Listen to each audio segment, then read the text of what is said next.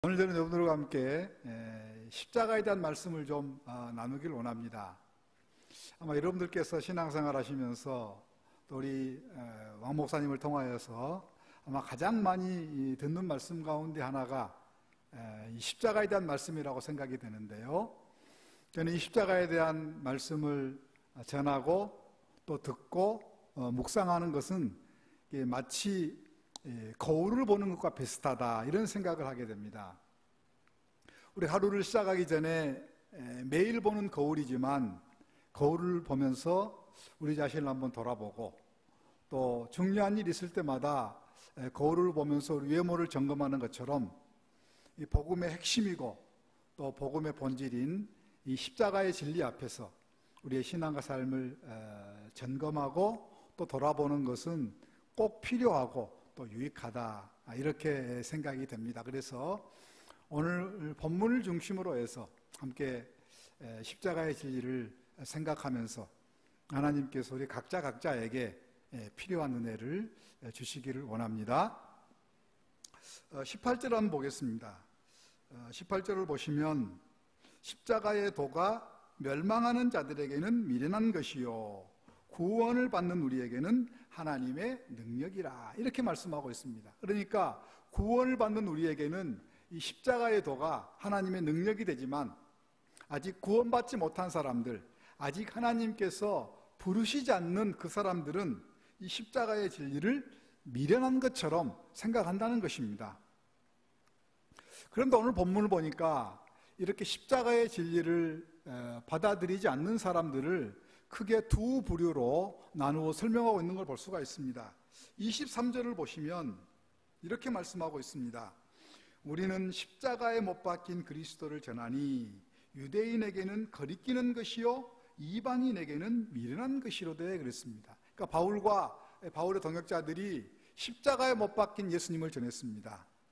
예수님이 십자가에 못 박힌 그 예수님이 바로 우리의 구원자시고 또 우리가 그 십자가에 못 박힌 그 예수님을 믿어야만 구원을 얻는다 하는 이 십자가의 진리를 전했는데, 그것이 유대인에게는 거리끼는 것이 되었다. 거리낀다 하는 말은 다른 말로 표현하면 걸림돌이 되었다. 다시 말하면 예수님께서 십자가에 못 박혔다고 하는 그 사실이 예수님을 메시아로 받아들이는데 걸림돌이 되었다, 그 말인 것입니다. 그런데 또 본문을 보니까요, 또 그 이유가 아주 친절하게 설명이 되어 있네요. 22절을 보면 유대인은 표적을 구하고 그랬습니다. 유대인들이 원했던 메시아, 유대인들이 기대했던 메시아는 어떤 메시아였냐면 놀라운 표적과 기사와 능력을 행하는 메시아였습니다. 이거는 이제 그 당시에 이스라엘의 역사적 배경을 알게 되면 어느 정도는 이해가 될 수 있는 부분입니다. 예수님 당시에 이스라엘은 한 700~800년 동안 다른 나라의 침략과 지배를 받았습니다. 그러니까 이스라엘이 남북으로 분리되어 있을 때 북쪽 이스라엘이 아수르에, 또 남쪽 유다가 바벨론에게 포로로 잡혀갔고, 또 그 다음에는 페르시아에 의해서 이스라엘이 지배를 받았고, 예수님 당시에는 그 당시에 전 세계를 지배했던 로마의 지배를 받고 있었습니다. 그러니까 우리나라가 한 35~36년 동안 일본의 지배를 받으면서 우리나라의 독립과 자유를 얼마나 원했습니까? 그런데 이 당시에 이스라엘은 한 700~800년 동안 지배를 받고 있었으니까 이스라엘 민족들의 마음속에 소원이 있었습니다. 그 소원이 뭐냐면 하나님께서 우리에게 분명히 메시아를 보내주신다고 약속을 했는데 그 메시아가 놀라운 능력과 표적과 기사를 행하여서 우리를 이방 나라의 압제로부터 해방시켜줬으면 좋겠다, 그런 소원과 그런 기대가 있었어요. 그런데 예수님께서는 그들의 기대를 저버리고 예수님께서는 많은 사람들에게 조롱을 받으면서 십자가에 못 박혀 돌아가셨던 것입니다. 그러니까 예수님께서 십자가에 못 박혔다고 하는 그 사실이 예수님을 메시아로 받아들이는데 걸림돌이 되었다. 오늘날도 이제 이 교회 안에 보면 종종 그 당시에 유대인과 같은 사람들이 있는 것을 보게 됩니다. 하나님, 이 문제만 해결해 주십시오. 하나님, 이 병만 고쳐 주십시오. 하나님, 이 기도만 들어주십시오. 제가 하나님 잘 믿겠습니다. 그런 분들이 있는 것을 종종 보게 됩니다. 물론 우리가 예수 그리스도 안에서 기적을 체험하고 어떤 세상의 의학이나 과학이 설명할 수 없는 그런 놀라운 일들을 경험하는 것은 신앙생활하면서 너무나 당연한 것이고 너무나 자연스러운 것입니다. 아마 우리가 여기 계신 분들도 뭐 거의 대부분이 다 신앙생활하면서 어떤 세상 사람들이 이해할 수 없는 그런 기적적인 일들을 아마 다들 경험하셨을 거라고 생각이 됩니다. 저도 고등학교 2학년 때 예수를 믿기 시작했거든요. 물론 그 전에도 이제 교회는 출석했지만 저는 무신론자였습니다. 하나님께서 저에게 병을 주셔가지고 제가 고등학교 때 학교를 한 해 쉬게 되었습니다. 그리고 제가 그때 주님을 의지했고 또 주님을 찾고 그러다가 주님을 인격적으로 만나서 제가 이제 고등학교 3학년 졸업할 무렵에 앞으로 나는 목사가 돼야 되겠다. 그 마음에 결심을 했었던 때가 있었습니다. 그리고 그 이후로 지금까지 제가 쭉 살아오면서 많은 기적적인 일들을 경험했습니다. 병원에서 고침받지 못한 많은 병들 다 고침받았고, 제가 이제 그 이후로 신대원에 가서 공부를 하고 또 유학을 가고 또 유학 돌아와서 또 목회도 하고 지금 학교 사역도 하고 이런 모든 과정을 거치면서 기적이라고 하는 단어를 넣지 않으면 설명할 수 없는 많은 일들을 제가 경험을 했습니다. 그러니까 우리가 예수를 믿으면서 그런 기적, 표적, 어떤 세상 사람들이 이해할 수 없는 놀라운 일들을 경험하는 것은 너무나 당연한 것이지만 문제는 뭐냐면 그런 표적, 기적 이런 것들이 우리의 신앙의 최고의 관심사가 됐을 때, 그것이 우리의 신앙의 최고의 목표가 됐을 때 그때는 문제가 발생할 가능성이 굉장히 많은 것입니다. 오늘날의 이단에 빠진 사람들, 잘못된 신앙의 길로 가는 사람들이 다 표적, 기적이 그들의 최고의 관심이 되었던 사람들이 많은 것을 우리가 알 수가 있습니다. 여러분, 우리의 신앙생활의 가장 중요한 본질은 뭐라고 생각하십니까? 우리의 신앙생활에 있어서 가장 핵심적인 것은 뭐라고 생각하십니까? 그거는 십자가에 못 박히신 예수님을 인격적으로 만나는 것입니다. 제가 지금 여러분들과 인격적으로 만나서 말씀을 나누는 것처럼 십자가에 못 박히신 예수님을 인격적으로 만나는 것이고, 또 그 십자가에 못 박히신 예수님을 우리의 기도와 이렇게 예배와 또 찬송과 말씀을 통하여서 더 깊이 교제하는 것, 그리고 이 나그네 길 인생을 하나님께서 우리에게 주시는 영원한 영광스러운 소망을 가지고 살아가는 것, 그것이 우리의 신앙생활의 가장 중요한 핵심적인 본질인 줄로 믿습니다. 또 한 부류의 사람이 있네요. 23절 뒷부분을 보니까 유대인에게는 그 십자가, 예수님께서 십자가에 못 박혀서 우리를 구원했다고 하는 그 진리가 걸림돌이 되었다면 이방인에게는 미련한 것이 되었다, 그렇게 말씀을 하고 있습니다. 역시 22절을 보면 그 이유가 설명이 되어 있는데요, 22절 뒷부분을 보면 헬라인은 지혜를 찾으나, 그러니까 22절의 헬라인과 23절의 이방인은 같은 말입니다. 그들은 그들 나름대로 논리적으로 완벽하고 아주 철학적으로 심오한 진리를 추구했습니다.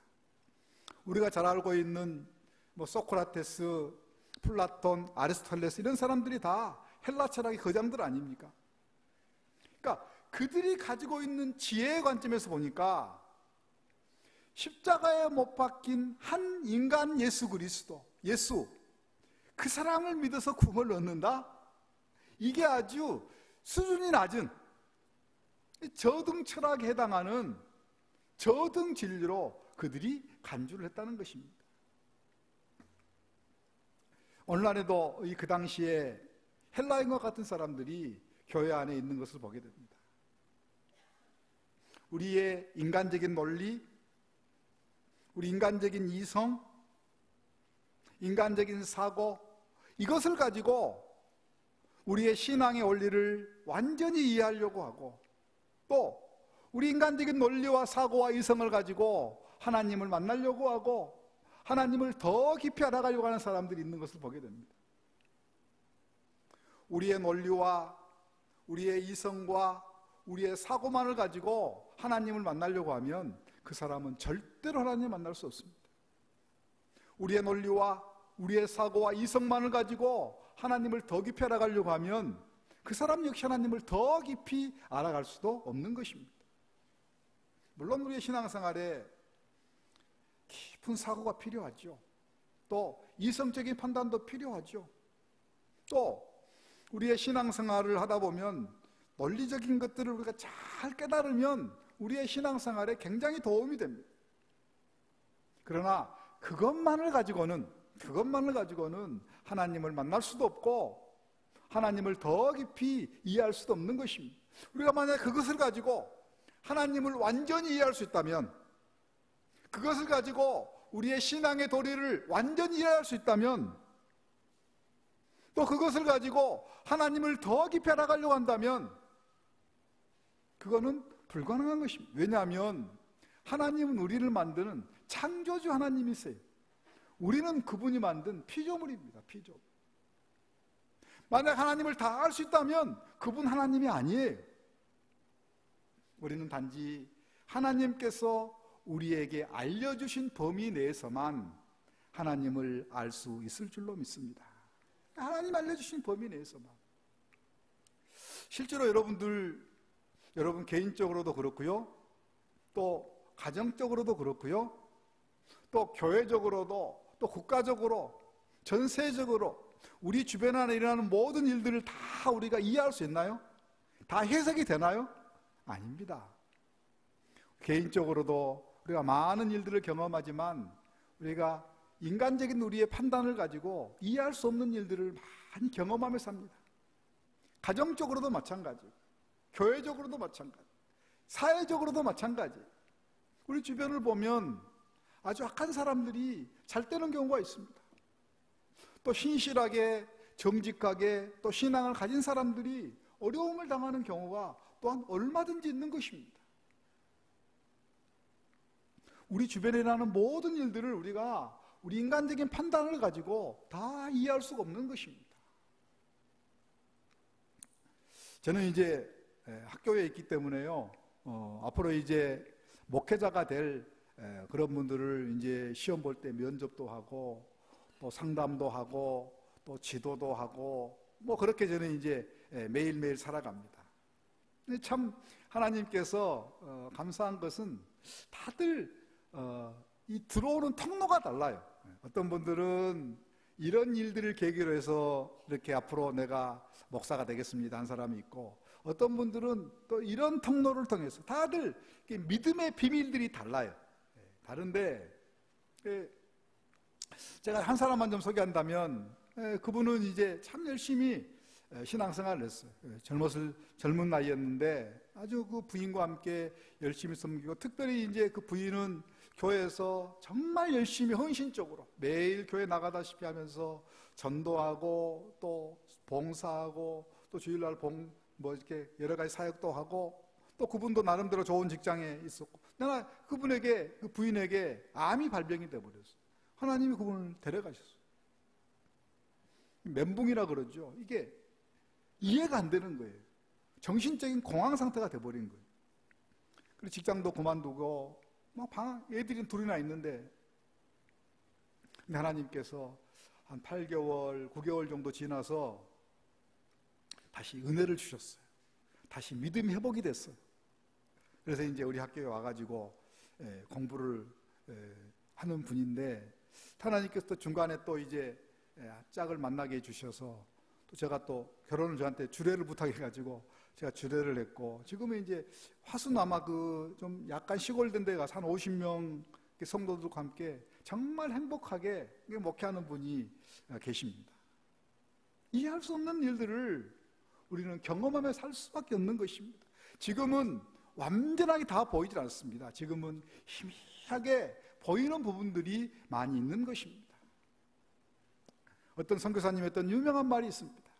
나는 하나님을 다 이해할 수 없습니다. 그러나 나는 하나님을 신뢰합니다. 하나님을 신뢰합니다. 궁극적인 면에서 하나님은 우리의 이해의 대상이 아니고 하나님은 우리의 믿음의 대상인 줄로 믿습니다. 믿음의 대상. 그러면 이렇게 어떤 사람들에게는 이 십자가의 진리가 걸림돌이 되었고 어떤 사람들에게는 미련하게 보이는데 믿는 우리에게는 이 십자가의 진리가 어떻게 고백돼야 될까? 24절 한번 보겠습니다. 오직 부르심을 받은 자들에게는, 참 좋은 말씀이죠. 하나님께서 불러서 하나님의 백성 삼으신 자들에게는 그 사람이 유대인이냐 헬라인이나 그거 상관없이 그리스도는, 여기서 그리스도는 문맥을 보면 그리스도의 십자가는 하나님의 능력이요 하나님의 지혜니라. 하나님이 불러서 하나님의 백성 삼으신 사람들에게는 이 그리스도의 십자가가, 이 십자가의 진리가 어떻게 고백돼야 되느냐? 첫 번째는 하나님의 능력으로 고백돼야 된다는 것입니다. 하나님의 능력으로. 그리스도의 십자가가 하나님의 능력이다. 하나님의 능력이다. 우리가 이제 이 구원을, 아까 장로님이 2부 예배 때도 오셨어요? 오늘 처음 오셨습니까? 3부 예배 처음 설교를 듣는 겁니까? 근데 제가 설교할 이야기를 기도로 해보셔가지고 우리가 이제 구원이라고 하는 것을 다양하게 설명할 수가 있는데 그 가운데 하나가 뭐냐면, 구원이라는 게 뭐냐?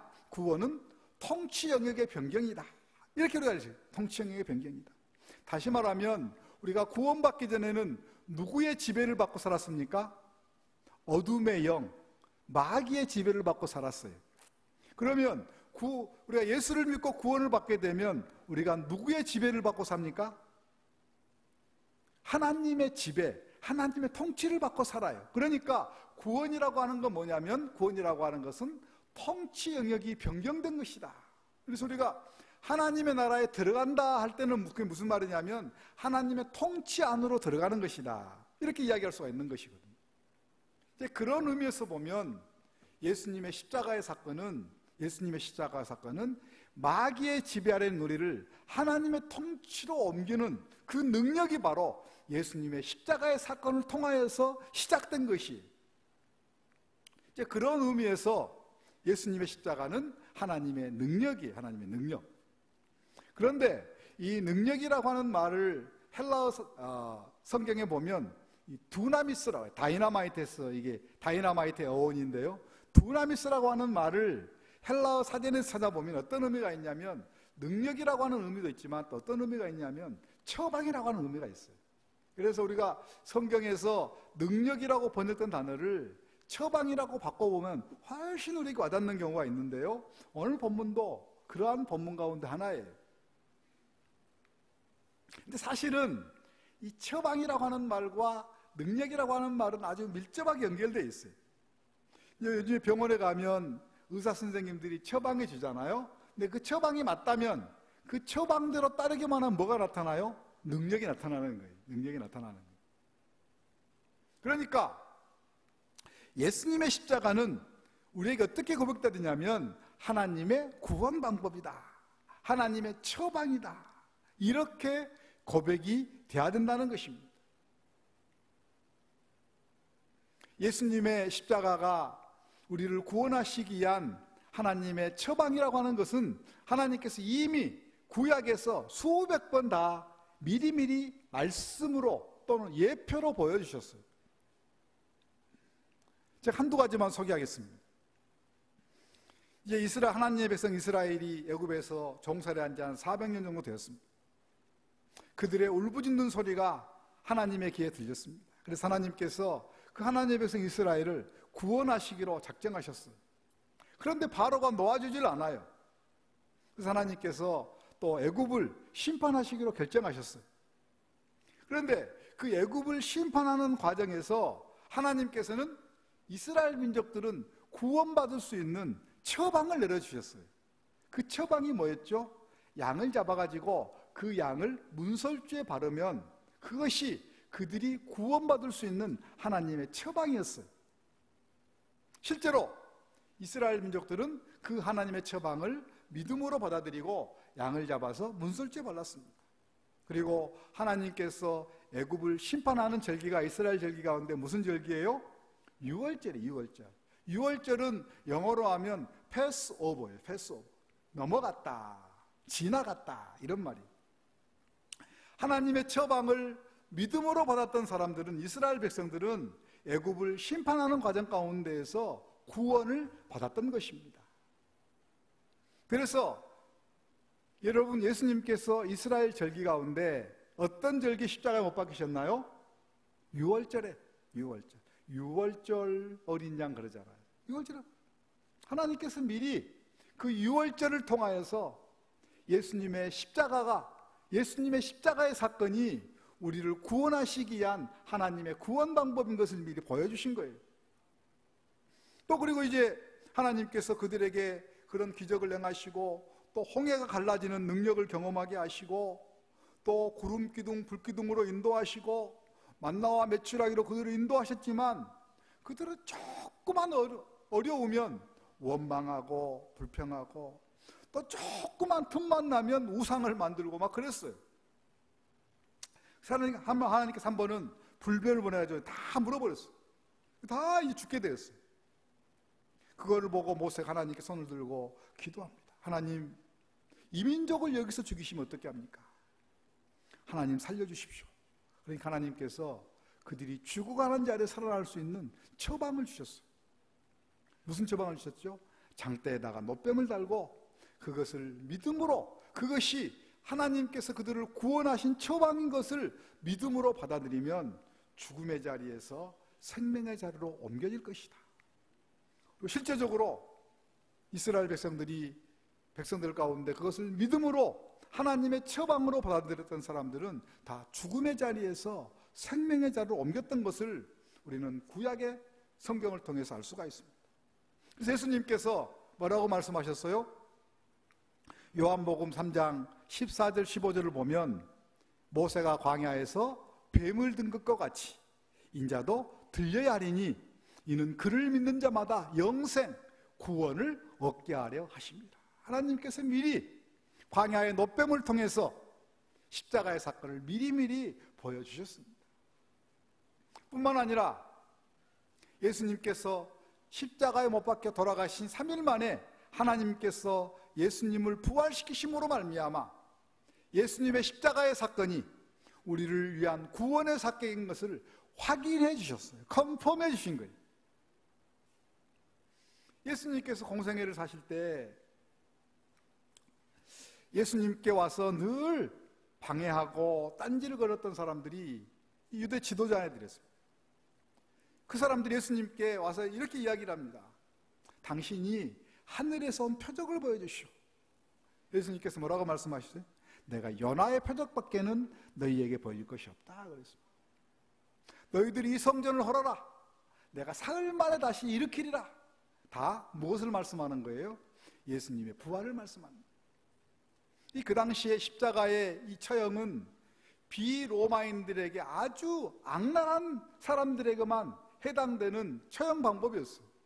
만약에 하나님께서 예수님을 부활시키지 않았다면 과연 십자가에 박혔던 그분이 메시아인가? 또 예수님의 십자가의 사건이 우리를 구원하시기 위한 구원의 사건인가? 사실 그게 확실치 않아요. 그러나 하나님께서는 예수님을 부활시키심으로 말미암아 예수님이 구약에서 예언했던 메시아고, 또 예수님의 십자가의 사건이 우리를 구원하시기 위한 구원 사건인 것을 하나님께서 확인시켜 주셨던 것입니다.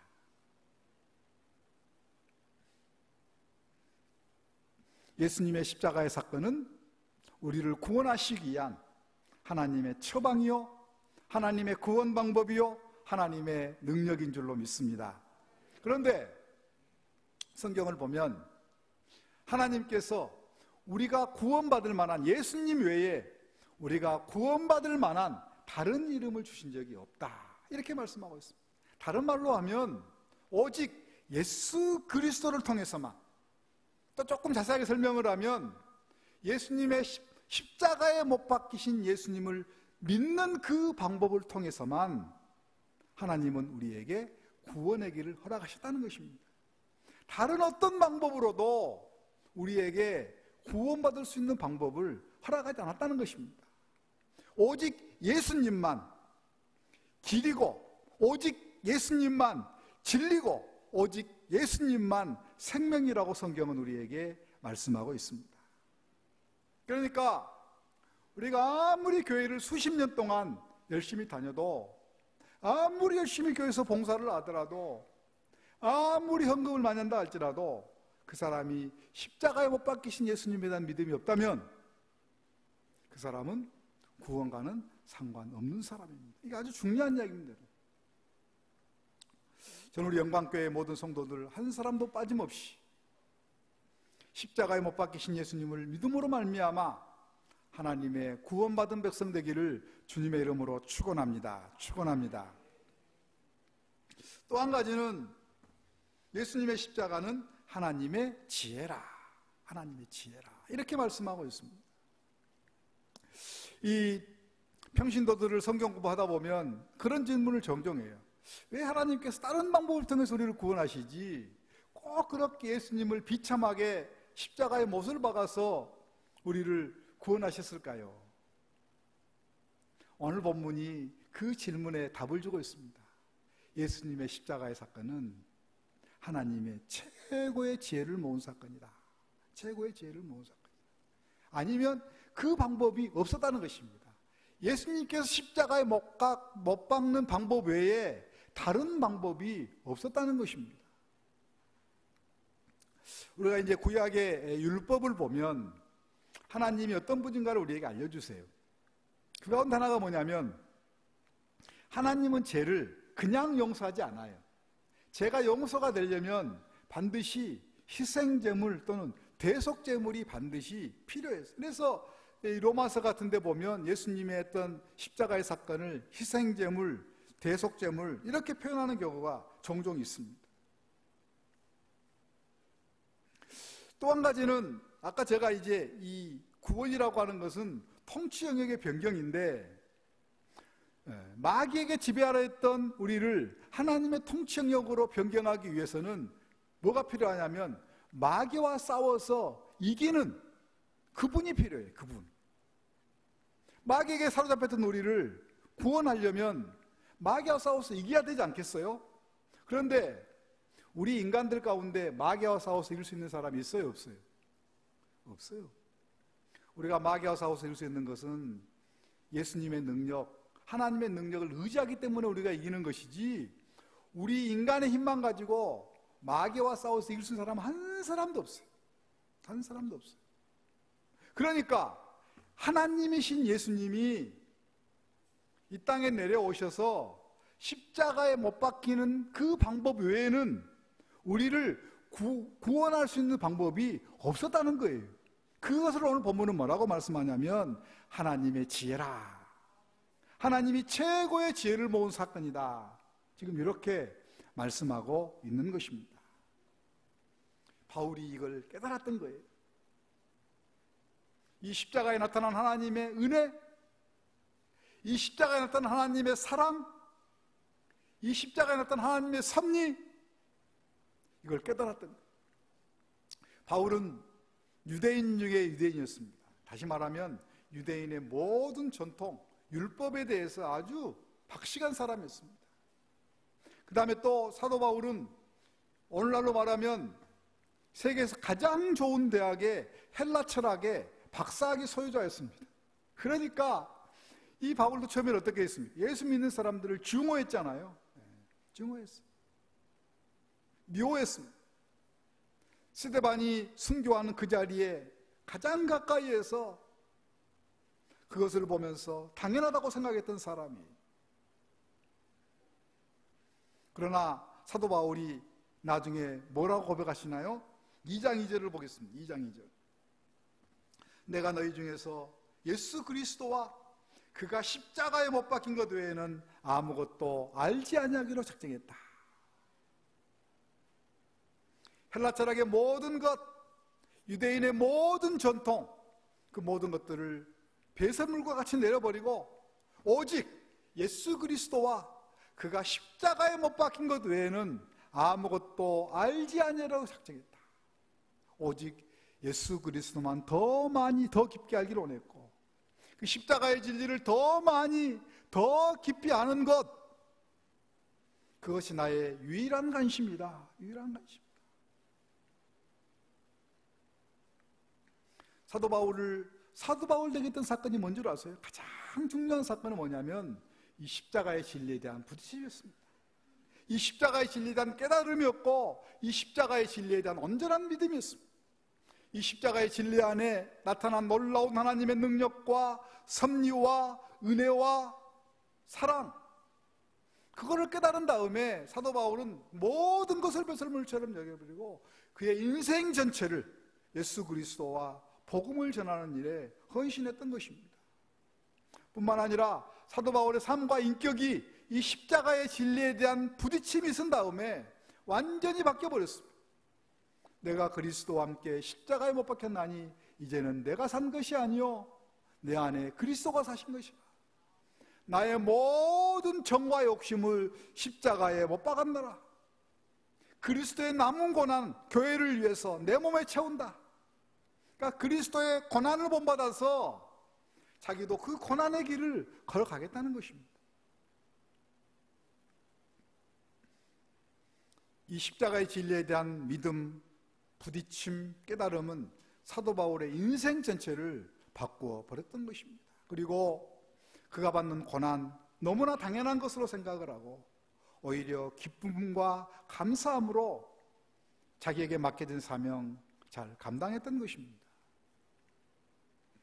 여러분, 우리가 나그네 낀 인생 한 번 사는 거잖아요.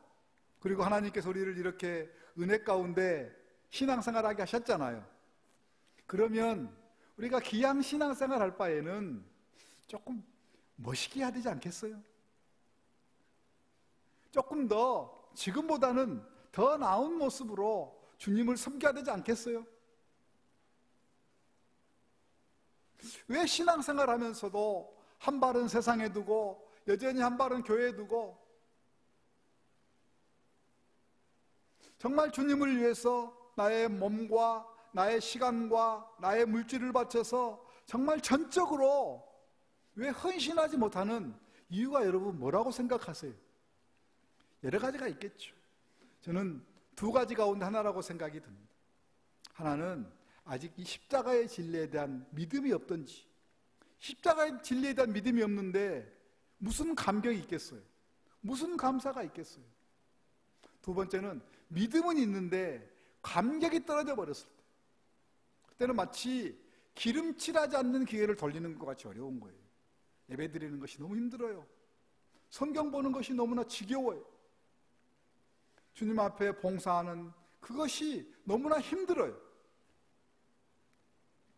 저는 여러분들이 이거 한번 해봤으면 좋겠어요. 하루에 한 5분 정도라도 좀 십자가의 진리를 깊이 묵상했으면 좋겠다. 저도 목사지만 힘든 일이 왜 없겠습니까? 참 이해가 되지 않는 일도 많고 힘든 일이 있어요. 저는 그럴 때마다 이 십자가의 진리를 깊이 묵상합니다. 십자가에 대한 찬송을 제가 늘 새벽마다 많이 부릅니다. 많이 부릅니다. 그러면 새로운 영적 에너지가 저에게 막 솟구쳐 오르는 것을 제가 느끼게 되는 것입니다. 우리 여자분들은 화장하는데 한 10분, 15분 걸리잖아요. 우리가 외모를 단장하는데 하루에 10분, 15분 투자하잖아요. 우리의 영적인 우리의 믿음을 관리하는데도 하루에 한 5분만 내어서 우리가 아침이든 밤이든 이 십자가의 진리를 깊이 묵상할 수만 있다면 우리는 참 하나님께서 기뻐하시는 그러한 신앙생활을 하게 될 줄로 믿습니다. 그럼 어떻게 해서 우리가 이 십자가의 진리를 믿고 이 십자가의 진리에 감격할 수 있을까? 여러분, 오늘 본문 19절부터 21절을 보면 세상의 지혜, 세상의 총명 이런 걸로 안 된다는 거예요. 21절을 보면 하나님의 지혜에 있어서는, 하나님의 제가 있어 문맥을 보면 뭐죠? 십자가의 진리를 말하는 것입니다. 이 세상이 자기 지혜로 하나님을 알지 못하므로 하나님께서 전도에 미련한 것으로 믿는 자들을 구원하시기를 기뻐하셨도다. 이 전도라고 하는 것은 전도의 행위를 말한다기보다도 말 그대로 도를 전하는 것, 십자가의 진리를 전하는 그 방법을 통하여서, 그것이 인간적으로 보면 미련하게 보일 수도 있다는 것입니다. 그런데 2장 4절을 보면 이 말씀이 조금 보충 설명이 되어 있어요. 내 말과 내 전도함이 설득력 있는 지혜 말로 하지 아니하고 다만 성령의 나타나심과 능력으로 한다. 그럴듯하게 인간적으로 보면 논리적이고 설득력 있는 그러한 방법으로 접근하는 게 아니고, 사람들이 볼 때 미련하게 보이는 이 십자가의 진리를 전하는 그 방법을 통해서, 그것이 사람들이 보기에는 미련한 것처럼 보이지만 성령께서 그때 역사하시며 성령께서 나타나시고 성령께서 함께 하시면 인간적으로 볼 때 미련한 게 보이는 그 방법을 통하여서 하나님께서 안 믿는 사람들을 구원하신다는 것입니다. 어떻게 우리가 이 십자가의 진리를 믿을 수 있나요? 내가 막 믿으려고 노력을 해서 막 수고를 해서 내가 발버둥 쳐서 그런 것도 전혀 필요 없는 건 아니지만 그 방법을 통해서 우리가 믿음의 자리에 온 게 아니잖아요. 어떻게 해요? 성령의 나타나심과 능력을 통해서. 다시 말하면 성령께서 역사하시며 성령께서 믿게 하시며 성령께서 깨닫게 하시며 우리도 이 십자가의 진리를 믿고 이 십자가의 진리에 감격하고 또 이 십자가의 진리를 전하는 그런 믿음의 삶을 살게 될 줄로 믿습니다. 이 은혜가 우리 모두에게 임하기를 주님의 이름으로 축원합니다.